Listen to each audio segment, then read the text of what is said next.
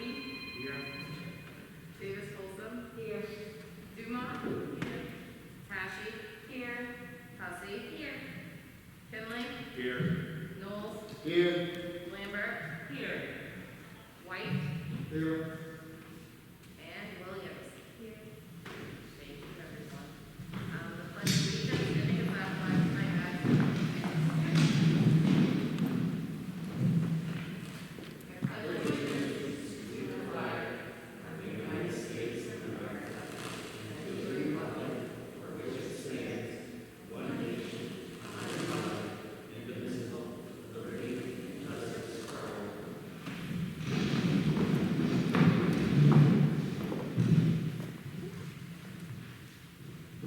Is there a motion to accept the minutes of the April 1st, 2021 board meeting?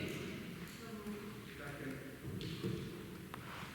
Moved by Katrina, seconded by Neil, to approve the minutes of the April 1st, 2021 board meeting. Any discussion?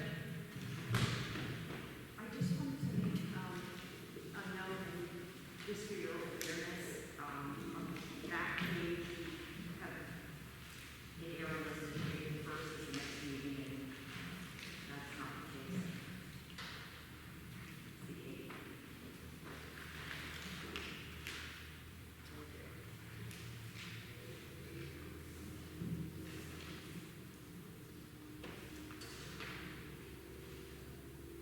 And you don't have to make any. Right, no adjustments, all right.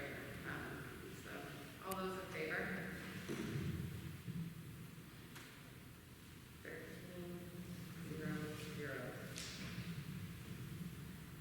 Citizens input?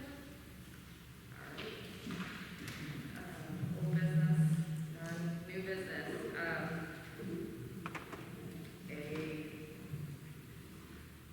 Do you want me to review Yeah, the budget sure. process before we make any motions?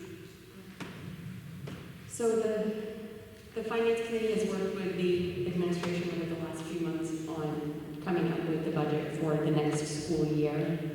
And initially, the budget that was presented to us was just over a 3% increase, which to me really in a normal year would not seem unusual. That included an assumption of a 10% increase for income, 2% increases for the contracts that were currently being negotiated.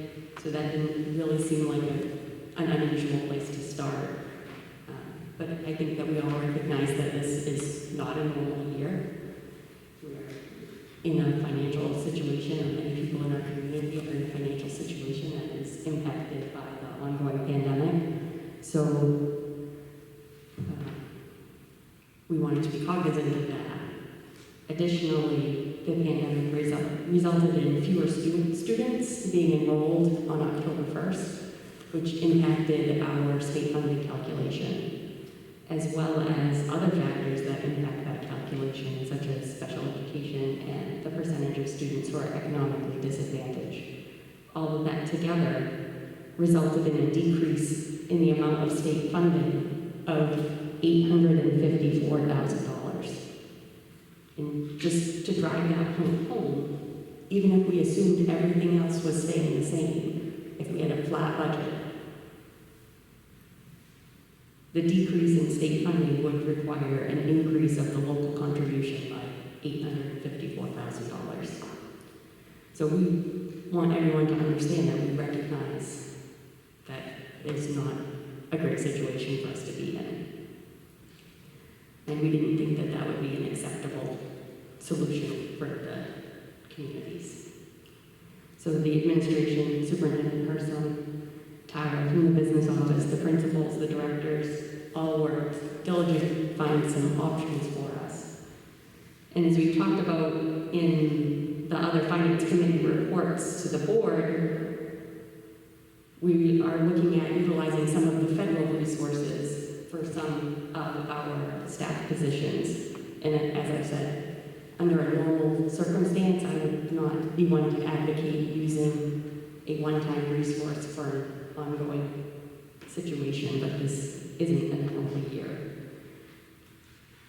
So we are shifting a number of staff 3 ed techs, 2 nurses, and a half-time teaching position over to the ESSER funding, which came through a number of federal COVID-related pieces of legislation. And much of this funding will be available until September of 2023, and we'll at some point need to start phasing these positions back into our operating budget. So that is an important thing for us to recognize. What I also think is very important for us to recognize is that there are no staff cuts in the budget that's being proposed. We're not proposing to eliminate programs or teaching positions or anything like that. The budget that is being presented was worked very diligently to maintain what we have available now. Additionally, we were able to reduce that 10% projection for health insurance to 3.99% based on the actual amounts that were provided earlier this week. And we reduced the amount budgeted for salaries under negotiation to 1% for next year. And all of this was done on top of other operating reductions that were already proposed by the principals and the administration. These changes altogether get us to where we are tonight, which is a budget of $27,633,228.76. And that's a decrease over our current budget. It's a decrease of $210,362, or 0.76%. Expenses this year have been below budget. Some spending has been lower because of the way school is functioning everywhere this year. Some things were funded with federal resources, and some things just weren't spent. We did not go on field trips. Because of this, we can recommend increasing the amount of balance forward used as a resource in the budget to $1.25 million from the current amount of $530,000. Using this amount of savings from the current year, the amount of local funding required actually decreases. It's nominal. It decreases $25,877. But I think that we should be proud of the work that the administration did to be able to provide us with a budget that reflects a decrease and is a decrease to the local municipalities, because we do want to recognize the situation that some families are in and some taxpayers are in. So while this is a reduction, the impact varies by municipality, of course, because the mill rate is impacted by the percentage of students from each municipality, as well as the state 3-year evaluation for each municipality. So the mill rate impact of this budget is 0.12 for Albion and Benton, 0.17 for Clinton, and a decrease of 0.26 for Fairfield. So I would make a motion that the school board of directors approve the 2021-22 school budget proposed as presented at $27,633,228.76.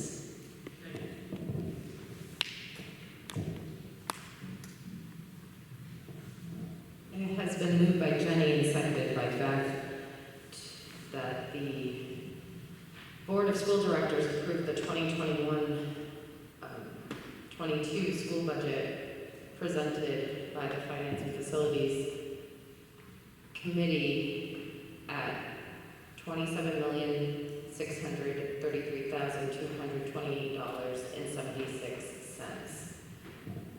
Any discussion? All right. Thank you again for everyone who worked on this budget. I know a lot of out-of-the-box thinking had to happen for this, and I think this is something that I know I can stand behind. So, say